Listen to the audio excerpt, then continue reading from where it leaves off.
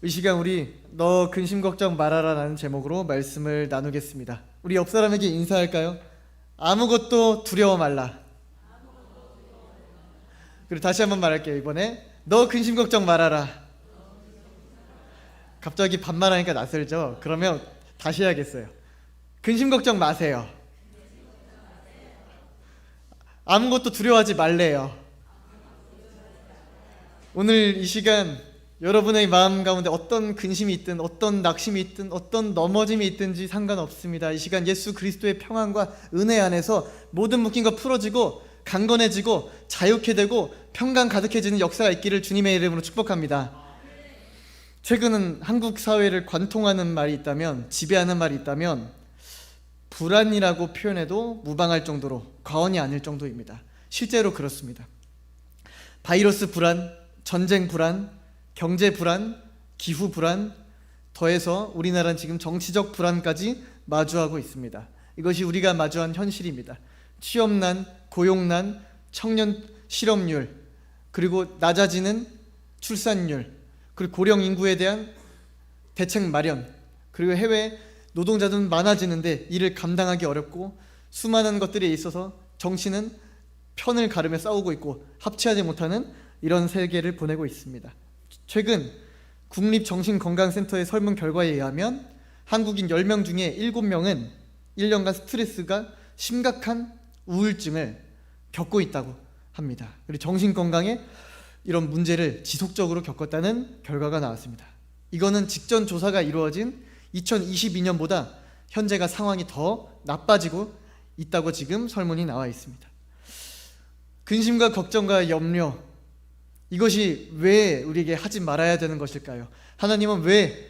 예수님은 왜 이것을 우리에게 하지 말라 하실까요? 먼저 잠언 15장 13절 말씀 함께 보겠습니다. 마음의 즐거움은 얼굴을 빛나게 하여도 마음의 근심은 심령을 상하게 하느니라. 여러분, 우리 친구들을 보면, 우리 주변 사람들을 보면 예배드리고 기쁨으로 봉사하고 항상 행복하게 살아가는 친구들도 가끔 있잖아요. 그런 친구들 보면 얼굴이 연예인처럼 안 생겼어도, 차은우처럼 안 생겼어도 얼굴이 항상 빛나고 뭔가 저 사람에게 호감이 가는 사람들이 있습니다.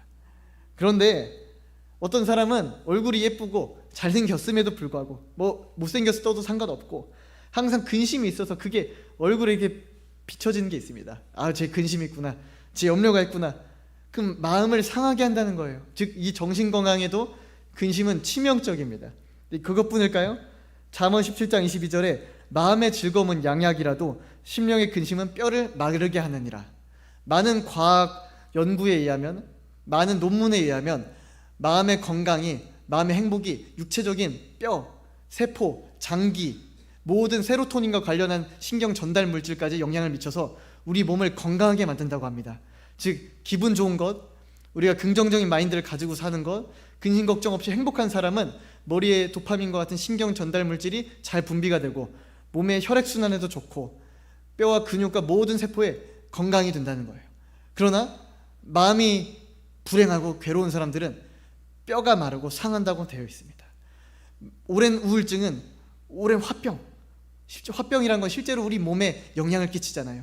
얼굴이 빨개지고 홍조가 떼어지고 막 혈압이 올라가고, 그런 사람들 얼마나 몸이 괴롭습니까? 지속적인 고통을 겪다가 이 혈압도 올라가고 여러 가지 합병증의 위험까지 있는 게 이 현실입니다. 즉 근심 걱정 염려를 하지 말라는 것은 예수님이 우리에게 그거 하지 마라고 계명을 줘서 지켜라는 말보다는, 그 의도보다는 우리가 건강하고 행복하게 살기를 원하시기 때문입니다. 하나님은 우리가 건강하고 행복하고 기쁘고 풍족하게 누리며 살기를 원하세요. 맨날 달달거리고 내가 죄 지었나, 잘못했나, 나 주님께 쓰임 못 받으면 어떡하나, 나 취업 어떡하나, 나 지금 인간관계 깨져서 어떡하나, 나 가족한테 이렇게 서로 갈등이 일어나서 어떡하나 하면서 우리 괴롭고 고통받으면서 살기를 원하지 않으시고, 하나님은 우리가 물질적 복도 누리고 아브라함처럼 풍성한 은혜도 겪어보고, 그리고 건강하고 주변 사람들과 인간관계도 좋아지고 직장에서도 인정받고 들어와도 복을 받고 나가도 복을 받고 복의 근원 되기를 하나님은 원하시는 것이 본뜻입니다. 그러나 이것을 방해하기 위해서 사단은 우리에게 끊임없이 유혹하고 공격합니다. 걱정과 염려가 헬라어로 메림나라는 뜻이에요. 이것은 나눠진 마음이란 뜻입니다. 마음이 하나여야 되는데 나눠진 마음. 하나님이 계셔, 그리고 하나님이 계시지 않아. 이 나눠진 마음을 동시에 가지고 있으면 그 사람의 믿음이 정한 것일까요? 하나님이 살아계셔, 아니 하나님 없을 거야. 양립 불가능하죠. 여기도 발을 걸치고 여기도 발을 걸치고 우리가 걸어가면, 이쪽으로 쫙 걸어가다 보면 다리가 찢어지겠죠. 아무 데도 갈 수가 없겠죠. 즉 나눠진 마음은 아무것도 받을 수가 없습니다. 야고보서에서는 이를 의심이라고 말합니다. 1장 8절에 두 마음을 품어 모든 일에 정함이 없는 자로다.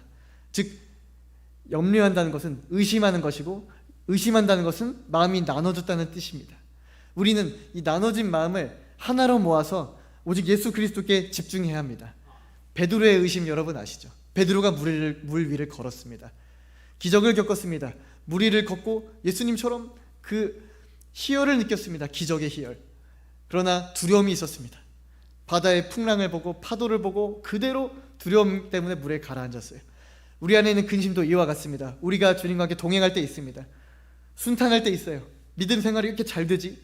기도가 이렇게 잘 되지? 왜 이렇게 성령 충만하지? 하나님만 생각해도 왜 이렇게 눈물이 나지? 말씀을 이렇게 읽고 싶지? 하는 그 충만한 상태가 있다가도 어느 순간 걱정스러운 문제가 딱 와요. 가족에 문제가 생겨요. 우리 가족에 아픈 사람이 생겼어요. 그리고 직장에서 뭔가 어려운 일을 만났어요. 부서가 이동됐어요. 직장 분위기가 이상해요. 구조조정을 해요. 가족들과는 관계도 평안하지가 않아요. 그러면 곧장 그 두려움 때문에 우리는 물 아래로, 그 풍랑으로 빠져들게 되는 거예요. 그 위를 잘 걸다가도 우리의 믿음에 이게 업앤다운, 곡선이 있는, 포물선이 있는 이유입니다. 근심은 마취제와 같아서 하나님을 바라보지 못하게 만들고 아무것도 하지 못하게 만듭니다. 집에 누워가지고 오늘 아무것도 못할 것 같아, 오늘은 뭘 할 힘이 없어, 오늘은 그냥 가만히 있고 싶어, 아이고 나 아무것도 못하겠어, 집 밖에 나가서 세탁소에 옷을 맡기는 것도 하기가 싫어 하게 만드는 게 염려 근심입니다. 즉 우리를 마취시키고 마비시켜서 궁지에 몰아넣게 만들어요. 그리고 또 어떻게 만드냐면 하지 말아야 될 행동을 하게 만들어요. 이 행동을 하면 정말 비정상적이고 비이성적이고 누구도 이런 일을 하지 못할 것 같은 일을 정상적인 사고를 가진 우리들도 하게 만들어요. 궁지에 몰렸고 근심에 있으니까 하지 말아야 될 행동까지 하게 만드는 것입니다. 신앙이 무너질 때 여러분 어떤 전조 증상이 있는지 아십니까? 내 신앙이 무너질 때, 내가 하지 말아야 될 행동을 할 때, 그때 전조 증상이 나타나게 됩니다. 그게 바로 걱정과 염려입니다. 많은 사람들이 이렇게 말해요. 걱정과 근심은 어쩔 수 없는 일이지 어떻게 염려 없이 살아? 이건 당연히 있을 수 있는 일이지 뭐 평생 안고 가는 문제다라고 생각을 할 수가 있습니다.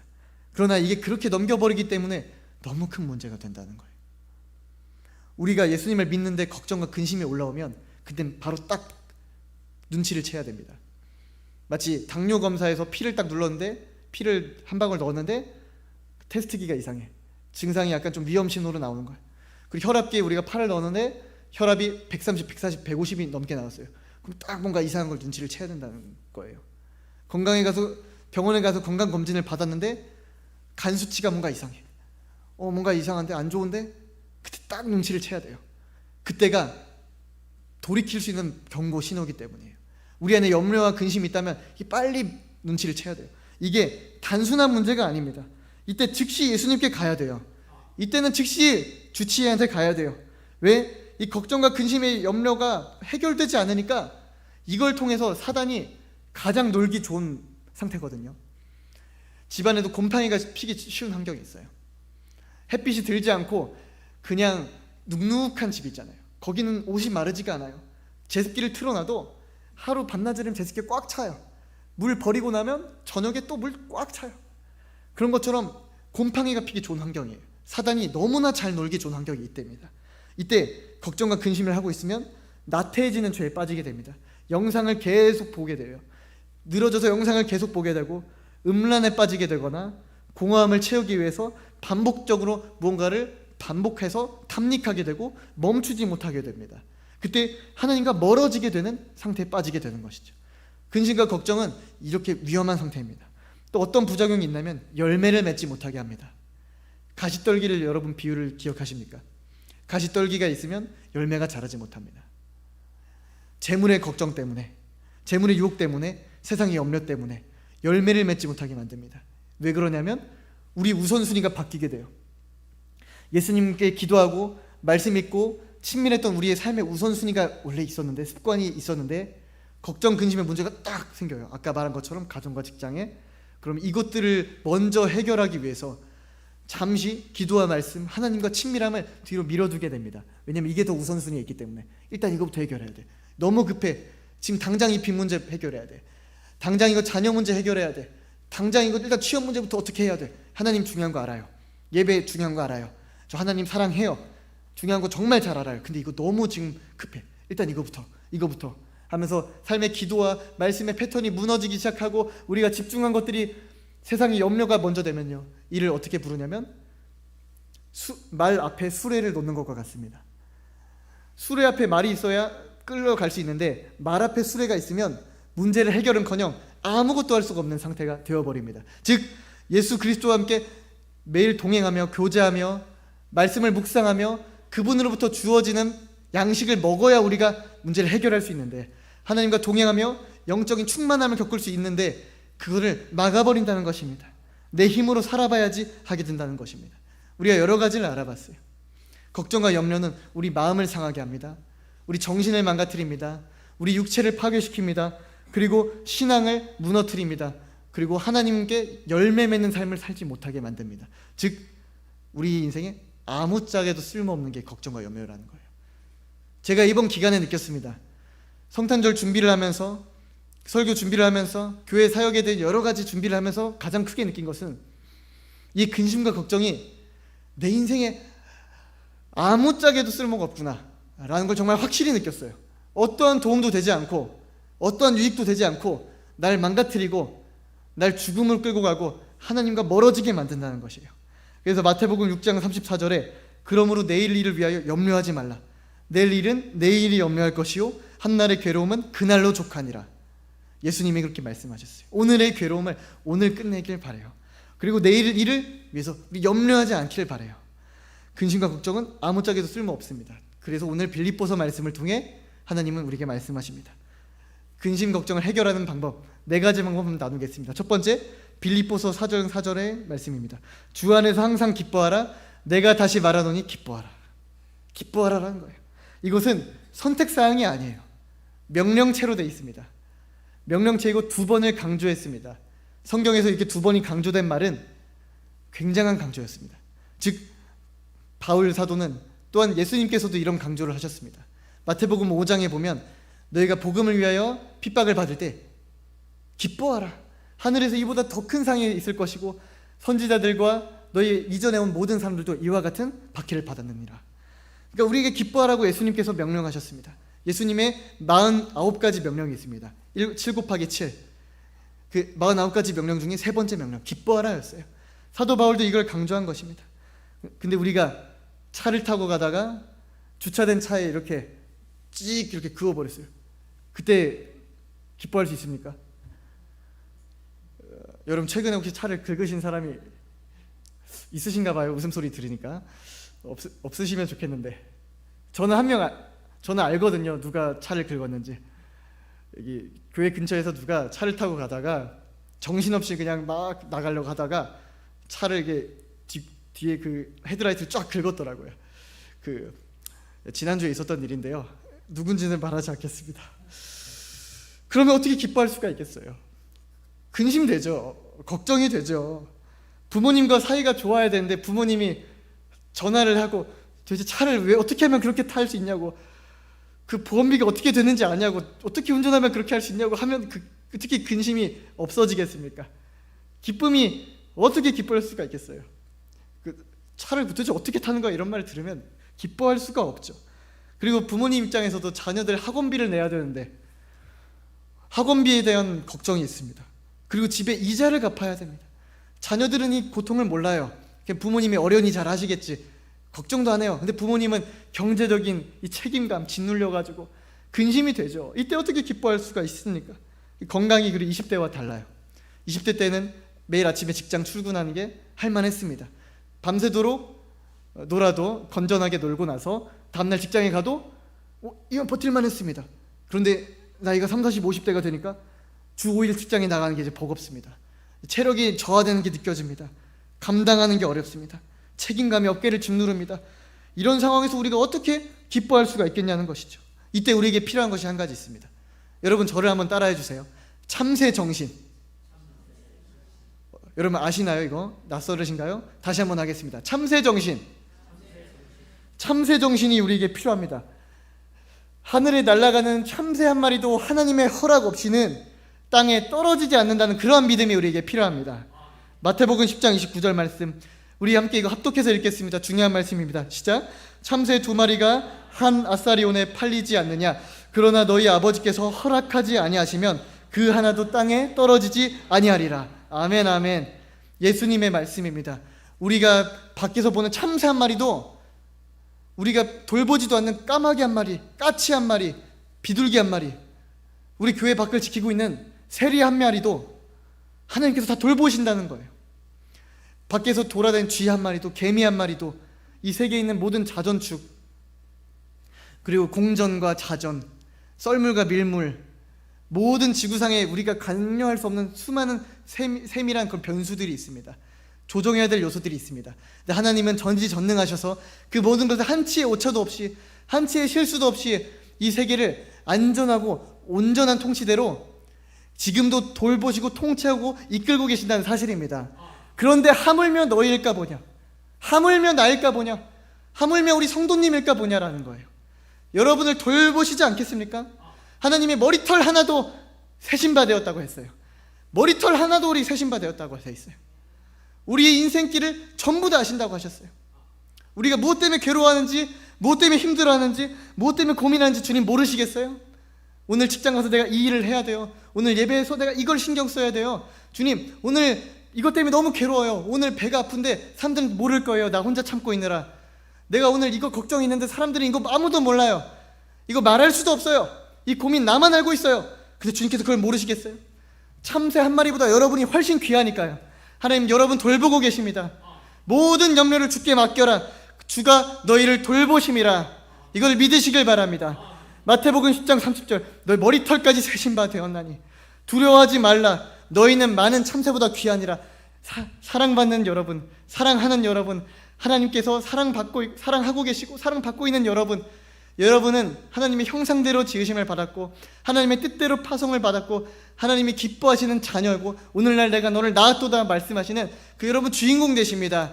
이런 자긍심을 가지고 주가 나를 돌보신다 라고 고백을 하시길 바랍니다. 우리 이 시간 또 한 번만 또 고백해 볼까요? 주님께서 나를 돌보신다. 우리 옆 사람에게 주님께서 너를 돌보신다. 여러분 믿으시길 축복합니다. 우리를 돌보고 계신 주님의 손길을 말씀, 좋은 말이야, 그래 적힌 말이야, 그래 성경엔 저런 좋은 말이 적혀 있었지 라고 할 게 아니라 지금도 우리 에베네셀, 지금 이 자리까지 우리를 도우신 하나님, 지금 이 자리까지 죽음의 위기에서 건져주셨고 취업의 위기에서 건져주셨고 학교의 문제에서 건져주셨고 가정의 문제에서 날 건져주셨고 질병의 문제에서 다시금 회복해서 일어나게 해주셨던 주님의 2024년까지의 은혜를 망각하지 마시고 어제 나에게 하셨던 은혜를 오늘의 나에게 다시 상기시키는 여러분 되시길 축복합니다. 우린 계속 잊어버려요. 이전에 우리에게 해주신 은혜가 많아요. 에베네셀 지금까지 여기까지 나를 도우신 하나님이 있어요. 근데 그걸 계속 잊어버리고 오늘 염려합니다. 나에게 주신 것이 많아요. 나에게 은혜 베푸신 것 많아요. 근데 그거 잊어버립니다. 그리고 저 사람 봐요. 저 사람한테 저걸 줬네요. 저 사람 왜 이렇게 저거 나한테 없는 거 있죠? 주님, 저 사람 왜 이렇게 빨리 돼요? 저 사람 왜 이렇게 잘 돼요? 라고 우리는 원망 섞인 투로 그런 마음으로 볼멘 소리를 할 때가 있습니다. 그러나 어린아이가 부모님한테 사탕 안 줬다고, 엄마 아빠 사탕 안 줬어, 엄마 아빠 나 싫어해, 엄마 아빠 나 정말 미워하는 것 같아, 사탕을 안 줬어. 내 친구는 사탕을 10개도 주는데, 키 크는 사탕, 집에 그거 있잖아요, 키 크는 사탕 젤리 같은 거 이렇게 뜯어먹는 거 있죠, 그 이름이 기억이 안 나는데 그거 한 통 사줬는데 우리 엄마는 나한테 그거 안 사줘. 이빨 썩는데 당 수치 높아진대. 근데 그동안 주님께서, 아니 아버지 어머니가 그 아이를 돌보기에 그것 이상의 가치를 줬는데, 하나님은 우리에게 인생의 모든 것을 허락해 주셨고 예수 그리스도의 피 흘린 보혈로 구원의 은혜와 죄사함의 은혜와 영원한 생명을 약속해 주시고 하나님과 함께 영원히 사는 삶을, 성부 성자 성령님과 함께 사는 삶을 약속해 주셨는데 우리는 눈앞의 문제를 보고 있습니다. 우리 그것을 보지 말고 하나님을 바라보시길 축복합니다. 하나님이 이미 주신 것, 앞으로 주신 것, 주실 것, 그리고 우리에게 이미 함께 하신 임마누엘, 성탄절날 2025년 전에 오신 예수 그리스도께서 우리와 함께 하신다. 그래서 하나님 기뻐하신 사람들 가운데 평화로다 하신 그 예수 그리스도 임마누엘의 은혜를 우리가 누리기를 바랍니다. 두 번째로 우리 그래서 감사함으로 간구하라. 세 번째군요. 감사함으로 간구하라라고 방법을 또 말씀드리고 싶습니다. 빌립보서 4장 6절 말씀, 아무것도 오늘 찬양에 부른 말씀 그대로입니다. 염려하지 말고 다만 모든 일에 기도와 간구로 너희 구할 것을 감사함으로 하나님께 아뢰라. 제가 아까 말씀드린 것과 이어집니다. 에베네셀, 지금까지 도우신 하나님 감사합니다. 이미 도와주신 건 알고 있습니다. 앞으로 도와줄 걸 알고 있습니다.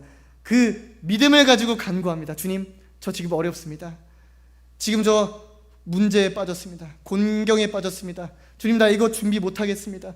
나 이런 거 해본 적 없습니다. 나 이런 거 너무 힘듭니다. 혼자서 하기. 도와준 사람 있지만 나 지금 감당하기 힘듭니다. 나 이 프로젝트 할 수 없습니다. 주님, 나 이거 너무 괴롭습니다. 이 문제 어렵습니다. 오늘 먹을 양식이 부족합니다. 다음 주, 다음 달 어떻게 이거 고지서 납부해야 될지 사실 잘 모르겠습니다. 주님, 우리 직장에서 이 사람, 이 상사 갑자기 왜 이렇게 된지 모르겠습니다. 뭔 일이 있었는지 모르겠습니다. 이거 관계 해결하기가 어렵습니다. 주님, 나를 도우소서. 맹인 두 명이 예수님께서 길을 걸어가실 때 다윗의 자손 예수여 나를 구원하소서, 그 외치는 소리처럼, 수르베니아 여인처럼, 가나안 여인처럼 예수님이 가시자 모든 인종적 차별을 극복하고 모든 모멸감, 모든 저항심, 거절감 다 극복하고 가서 주여 나를 도우소서. 영어 버전으로 말하면 Lord help me. 우리 다 아는 영어 단어잖아요. 이거 하준이도 다 아는 영어 단어잖아요. Help me. 나를 도와주소서. 이 여자가 말했던 거예요. 단순한 고백이었어요. 어려운 기도가 아니었어요. 우리가 하는 기도가 언변이 유창하지 않아도, 그 기도가 술술 읽혀지는 기도가 아니더라도, 뭐 미사여구가 붙은 그런 기도가 아니더라도 주님은 이 진심 어린 한마디 신음에도 응답하시는 주님이십니다. 주여 나를 도우소서. 주님 나를 도와주세요. 베드로가 물에 빠졌을 때, 물 위를 걷다 빠졌을 때 베드로가 한 말이 또 똑같습니다. 주여 나를 구원하소서. 풍랑에 바다가 흔들리자 제자들이 배 밑에 있는 예수님을 깨웁니다. 예수 선생 일어나십시오. 예수님, 우리가 죽게 생겼습니다. 주여 우리를 들을 구원하소서. 이들의 멘트는 다 똑같았어요. 이때 주님께서 하나같이 응답하셨던 방법은 뭐냐면, 이들의 가장 필요한 것을 가장 적절한 때에 가장 합당한 방법으로 모든 문제를 해결해 주셨다는 것입니다. 우리가 믿는 예수님 어떤 분이시죠? 예슈아, 히브리어로 예슈아, 그 이름의 뜻은 구원입니다. 여러분, 구원하시는 예수님께서, 임마누엘 예수님께서 이 자리에 오셨습니다. 그 2000년 전에 제자들에게 오신 것뿐만이 아니라 2000년 후에 한국의 도우리교회에 있는 여러분들의 삶에도 임마누엘 예수님, 구원자 예슈아께서 여러분에게 인생에 찾아오셨음을 믿으시길 바랍니다. 이 주님을 불러서 주여 나를 구원하소서 라고 외치는 자에게 구원이 반드시 임할 것을 믿으시길 축복합니다. 담임 목사님께서 저번 설교, 몇 주 전 설교에서 이걸 강조하셨어요. 주여 나를 구원하소서. 그때 분명히 예수님께 다가온 모든 사람들은 구원을 받았습니다. 옷자락에 손을 대기만 한 자들은 나음을 얻었느니라. 여러분, 옷자락에 손만 대기만 해도 돼요. 유창한 기도할 필요 없어요. 주여 나를 도우소서. 주여 구원하소서. 불쌍히 여기소서. 주님 도와주세요. 나 이거 못해요. 주님 살려주세요. 라는 이 작은 기도, 이 작은 기도로도 주님께서 여러분의 신음을 들으시고 어느 곳에 있든지 여러분을 바라보고 계시고 구원하실 것을 저는 믿습니다. 자, 우리 네 번째, 기뻐하라. 항상 기뻐하라 우리 나눴죠. 그리고 염려를 맡기라. 세 번째, 감사함으로 간구하라. 네 번째, 어떻게 우리가 걱정, 근심에서 벗어날 수 있는가. 네 번째, 행하라입니다. 빌립보서 4장 9절 말씀입니다. 너희는 내게 배우고 받고 듣고 본 바를 행하라. 그리하면 평강의 하나님이 너희와 함께 계시리라. 우리가 행해야 할 때가 있습니다. 우리가 기다려야 할 때도 있죠. 주님께서 이거 하지 말라 할 때가 있습니다. 그럼 그때는 하지 말아야 합니다. 멈춰라 하면 멈춰야 합니다. 구름기둥 불기둥이 가만히 있으면 우린 그 자리에 같이 머물면 됩니다. 근데 구름기둥 불기둥이 갔는데 가만히 기다리면서 주님 기도하겠습니다 라고 하는 건 회피이자 불순종이에요. 하나님께서 모세에게 지팡이를 앞으로 내밀어라, 그럼 홍해가 갈라질 것이다 했는데 거기서 하지 않고 주님 난 너무 두렵습니다 도와주세요라고 기도만 하면, 인내만 하면 인내도 기도도 아니에요. 그것은 불순종이라고 부릅니다. 하나님이 하라고 하시면 지팡이를 앞으로 내밀면 돼요. 갈라져서 걸어가라 하면 걸어가면 돼요. 그러니까 두려움과 근심, 걱정, 염려 가운데 있을 때 우리는요, 주님께서 명하라 하신 것을 행해야 할 때가 있습니다. 덴젤 워싱턴이 펜실베니아 대학교에서 졸업식 연설에서 이렇게 말합니다. 그도 크리스천이더라고요. 어떻게 이야기하냐면 이렇게 말합니다. 여러분이 아무것도 지금까지 실패한 것이 없다면 여러분은 아무것도 시도조차 하지 않았다는 뜻입니다. 가져본 것을 없는 것을 가지려면 해보지 않은 행동을 해야 합니다. 앞으로 넘어지십시오. Go forward, forward. 앞으로 넘어지십시오. 실패하고 좌절하고 고통을 겪어보십시오. 괴로움도 처해보시고 오디션에 낙방도 해보시고 손가락질도 받아보고 경멸도 받아보고 퇴짜도 맞아보고 잘려도 보십시오. 그렇게 하면 우리는 성장할 것입니다. 앞으로 우린 나아갈 것입니다. 즉 우리가 두려워하고 걱정, 염려하면서 가만히 있는 대신에 그럼 아무것도 우리는 할 수가 없습니다. 차라리 실패할지언정, 실수할지언정, 문제가 일으켜졌을지언정 우리는 그걸 극복하면서 해결하면서 앞으로 나아가면서 성장할 수가 있습니다. 주차장에 앉아가지고 오늘 차를 어떻게 움직일까? 저렇게 하면 사고가 나지 않을까? 저 골목길은 가면 위험할 거야. 저기는 고속도로는 내가 올라가기 힘들어. 톨게이트는 어떻게 해야 되지? 좁은데 저기서 부딪히면 어떡하지? 라는 고민 시뮬레이션만 돌린다면 운전 실력은 영원히 늘 수가 없습니다. 운전 실력이 늘고 싶다면 시동을 걸고 엑셀을 밟아 앞으로 일단 나아가야 합니다. 그리고 다가오는 모든 문제 상황에 대처해보고 경험해보고 이겨보고 극복하면서 성장해야 하는 것입니다. 즉 우리가 염려, 극심, 걱정 때문에 쫄아있는 것이 아니라 아무것도 할 수 없어라고 가만히 있는 것이 아니라 그때 되든 안 되든 실행해야 되고 그에 따라오는 모든 고통을 겪어서 돌파해야 되는 것입니다. 이것 또한 주님과 함께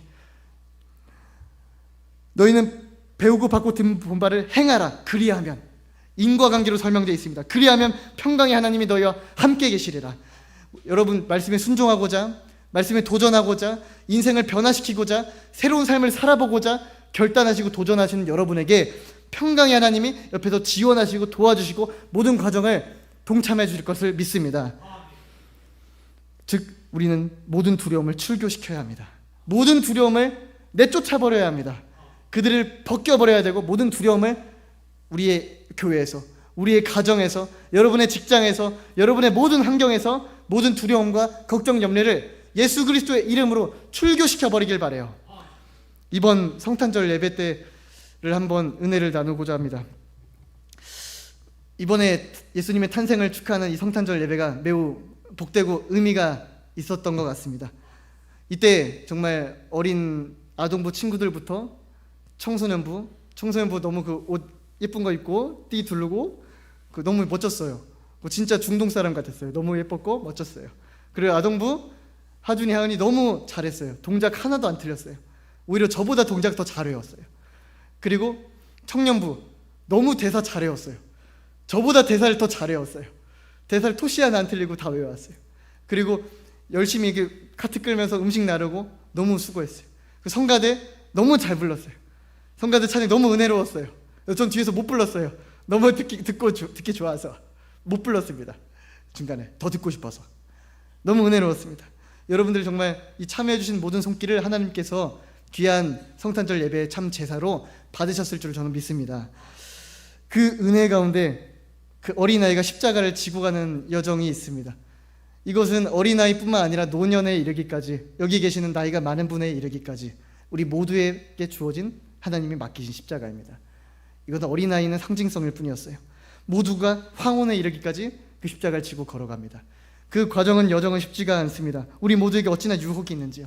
TV, 게임, 스포츠, 명예, 돈, 이성의 문제, 여러 가지 우리에게 유혹되는 것들이 많이 있습니다. 그것들을 거쳐가다 보면 때론 십자가를 잠깐 놓게 됩니다. 자기도 모르는 사이에 놓게 됩니다. 그걸 바로잡지 않으면 5년, 10년이 흘러가 버리기도 합니다. 그 다음 비바람과 천둥번개가 칩니다.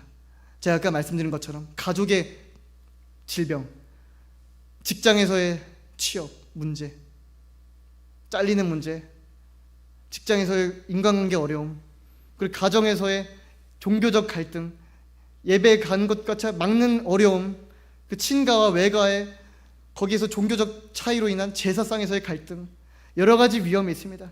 그리고 우리가 살아갈 때 영적인 갈등, 교회를 옮겨야 되나 말아야 되나, 이 교회에서 내가 하나님께서 인도해 주신 게 맞나 아닌가 하는 수많은 비바람이 비칩니다. 풍랑이 일어납니다. 괴로움이 일어납니다. 그 모든 상황 가운데 우리는 우산을 쓰고 버티기를 원합니다.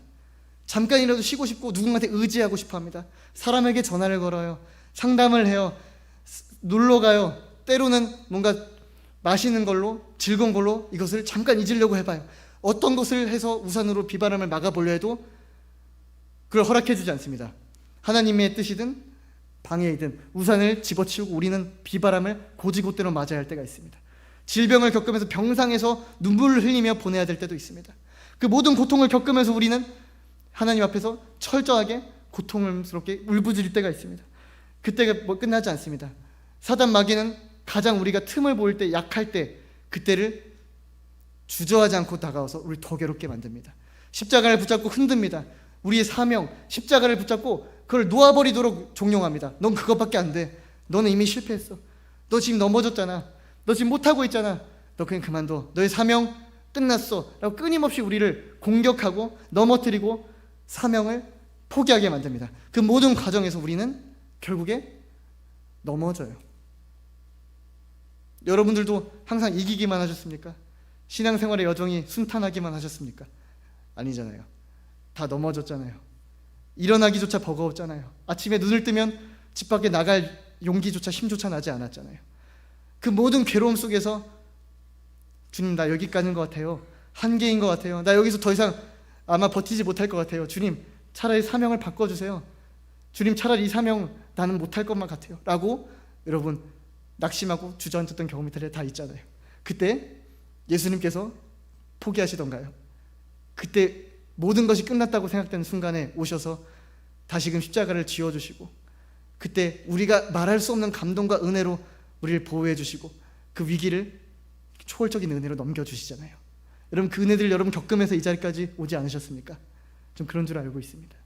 마찬가지였습니다. 전 이걸 준비하는 과정 내내 저의 그냥 문제점과 취약함과 어리석음과 무능함과 자책만을 많이 경험했던 것 같습니다. 이 2달 동안에, 물론 저 혼자 한 거 아니거든요. 이렇게 말하면 안 되는데 저 혼자 한 거 아니고 지홍철 목사님, 조승용 전도사님, 그리고 청년부의 멤버들 다 아이디어 주시고 도와주셨어요.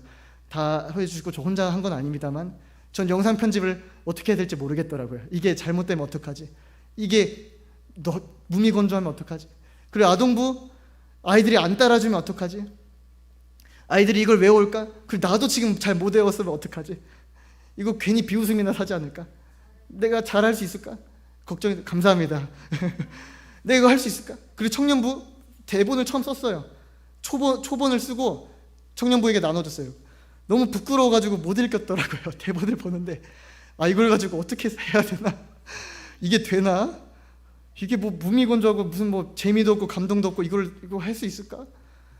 그리고 내가 엄청 열심히 또 고친 것도 아니에요. 이렇게 여러 가지 아이디어를 모아서 다시 고쳐보고 내가 이걸 할 수 있을까? 매 순간 자책의 고민이었습니다. 내가 오늘 하루 성실하게 살아갈 수 있을까?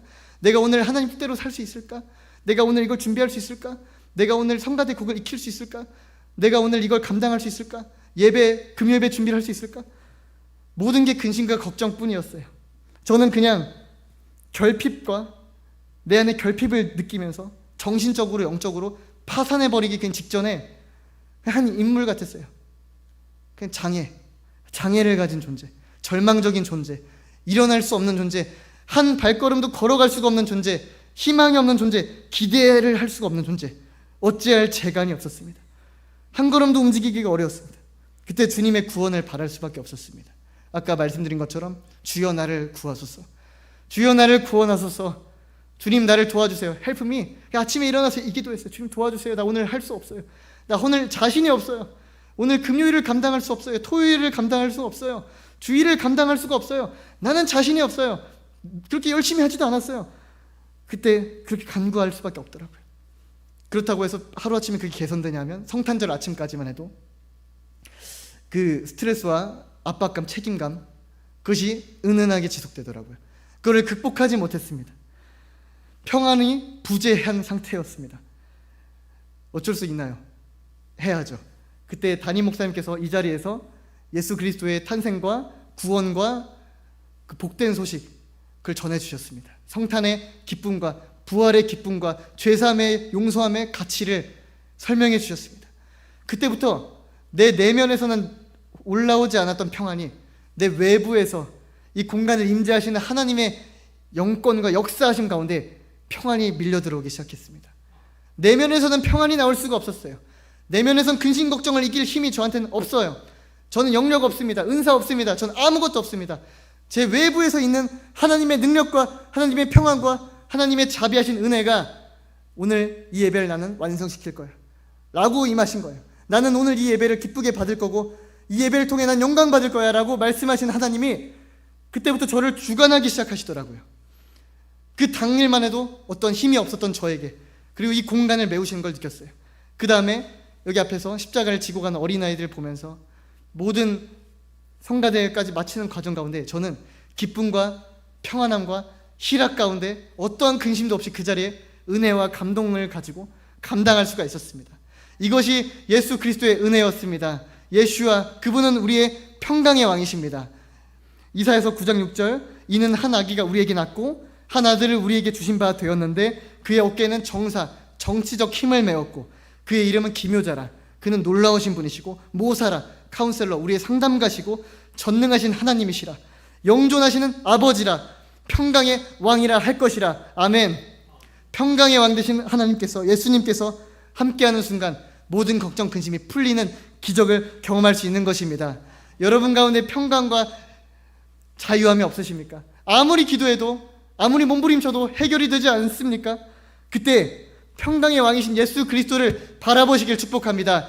그분께서 임하는 순간, 여러분의 인생을 사로잡는 순간, 안 될 것 같은 일이 불과 10분 전, 30분 전만 해도 희망이 없고 절망 가운데 있었던 모든 사람들이 그 즉시 자유함을 얻었더라. 그 즉시 치유함을 얻었더라. 그 즉시 평강을 얻었더라. 여러분에게 이 평강이 임하게 되시길 축복합니다. 예수 그리스도는 평강의 왕이십니다. 임마누엘 하나님이십니다. 그 2000년 전에 오셨고 오늘 성탄절에도 예배를 받으셨고 올해까지 우리를 인도하시고 2025년 도우리 대혁명으로 우리를 인도해 주실 우리 하나님께 영광의 박수 올려드리기 원합니다. 우리의 인생을 영원까지 앞으로 늘 인도해 주실 주님, 임마누엘로 오신, 마국간에 오신 주님, 그 도우리교회를 세우신 예수님, 도우리교회를 통치하시는 예수님, 그 예수님께서 여러분의 모든 걱정과 근심과 염려를 다 알고 계세요. 모르고 계시지 않고 참새 한 마리도 그냥 떨어진 일 없이 여러분을 돌봐주실 것입니다. 이 과정을 통해 전 느꼈어요. 아, 이 또한 하나님이 허락하셨구나. 왜? 근심과 걱정 속에서 주님께 끊임없이 도움을 구하고 나의 처절하게 낮아짐을 경험하고, 이미 낮았는데 낮아진 것도 아니고 나의 무능함을 직시하게 하고 나의 어리석음을 직시하게 하고 나의 아무것도 할 수 없구나를 직시하게 하고 주님 도와주세요. 주님 도와주세요. 주님 도와주세요. 예수님만 바라보게 하고 모든 근심 걱정을 맡기고 주님 맡깁니다 해도 안 맡겨지잖아요. 계속 맡기게 하는 그 염려와 근심을 맡기는 훈련을 저에게 허락하신 거였더라고요. 그 순간엔 주님이 왜 안 도와주시지 싶었는데 안 도와주신 게 아니라 그마저도 하나님의 은혜 가운데 이루어 주신 것입니다. 걱정할 필요가 없었습니다. 우리 예수께서 평강으로 모든 것을 역전시키셨습니다. 사랑하는 성도 여러분, 여러분의 괴로움이 있죠. 어려움이 있죠. 그 가운데 불가능해 보이지만 기뻐하시기를 축복합니다. 그 가운데, 힘든 가운데, 어려운 가운데, 도저히 일어날 수가 없는 가운데 그때 나는 기뻐하기를 선택했노라 라고 고백하시길 바라요. 오늘 이 자리에서 기도하시는 순간에 주님, 나 이거 솔직히 싫어요. 나 이거 감당 못해요. 근데 주님, 나 기뻐해 보겠습니다. 나 할 수 있음을 믿어보겠습니다 라고 고백하시고요. 모든 염려, 모든 근심, 오늘 2024년 우리 12월의 거의 마지막 주입니다. 오늘부터 내년에 이르기까지 모든 걱정 근심을 주님께 맡기고 시작하시길 바랍니다. 안 될 거예요. 처음에 안 될 수도 있어요. 그러면 계속 끊임없이 맡기다 보면 우리 근심 걱정이 눈처럼 싹 녹아질 것을 믿으시길 축복합니다. 믿고 믿으면 믿어진다. 기도하면 기도가 배워진다. 기도는 기도를 통해서 상승한다. 기도를 통해서 우리를 가르치신다. 마찬가지로 맡기고 내려놓고 염려와 근심을 끊어내다 보면 마침내 떨쳐내지는 역사가 여러분에게 반드시 이미 임했음을 선언합니다. 이미 임했고 앞으로도 그것이 늘 임할 것입니다. 승리하는 인생, 세상을 이기는 승리는 이것이니 우리의 믿음이라. 우리 교회에서 늘 강조하는 건 믿음이에요. 이 믿음으로 세상을 이기고 죄를 이기고 사망을 이기고 지옥을 이기고 예수 그리스도와 함께 마지막에 제자한테 예수님이 와서 십자가를 지고 적들을 떨쳐주신 것처럼 영원히 예수님과 함께 승리하고 이기고 꺾고 늘 기쁨의 승리를 누리시는 저와 여러분 되시길 주님의 이름으로 축복합니다. 기도하시겠습니다.